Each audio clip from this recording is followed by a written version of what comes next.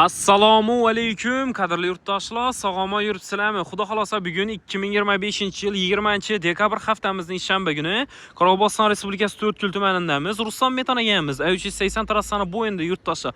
Ko'rib turgan bo'lsanglar, metallar ishlamin turibdi bugun. To'rtko'limizdagi hech qaysi metallar ishlamin turibdi ekan yurtdoshlar, ko'rib turgan bo'lsanglar. Sababini hech kim bilmaydi.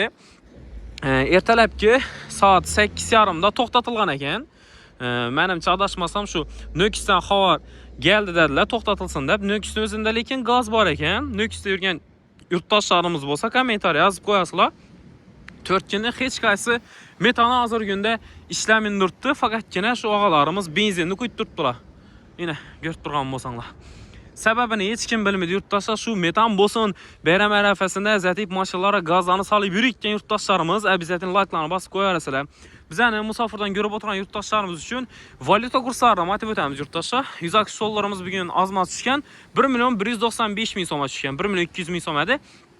Rossiya rublimiz 152,000 so'm, 150,000 so'mdan 146,000 so'mga tushibdi. Qozog'iston tengamiz esa o'zgarmagan yurtdoshlar, 22,5 so'mdan. Xo'p, bedazı faqatgina 92 bor ekan, 91 yo'q, 80 sotilish to'xtatilgan yurtdoshlar. Mana 11,500 so'mdan 92 ni yana og'alarimiz quyib ketib turibdi. Sizlar ham bemalol kelib quyib ketsanglar bo'ladi.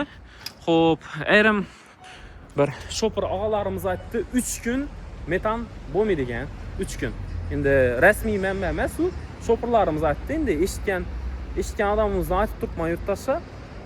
3 kun metan bo'lmaydi ekan. Shuning uchun bemalol shu benzinlarni sap qo'yaverasizlar. Nani ko'rib, yog'dani ko'rib yurtdoshlar. Mana bayram arafasida gaz bo'lsin degan like'larni bosib qo'yaverasizlar yurtdoshlar. Xudo xolosa sizlarga yangilikni yetkazib borishda davom etamiz. Kanalimizga yangi bo'lsanglar obuna bo'lib qo'yishni unutmanglar yurtdoshlar. Sizlarga shunday yangiliklarni yetkazib borishda davom etamiz.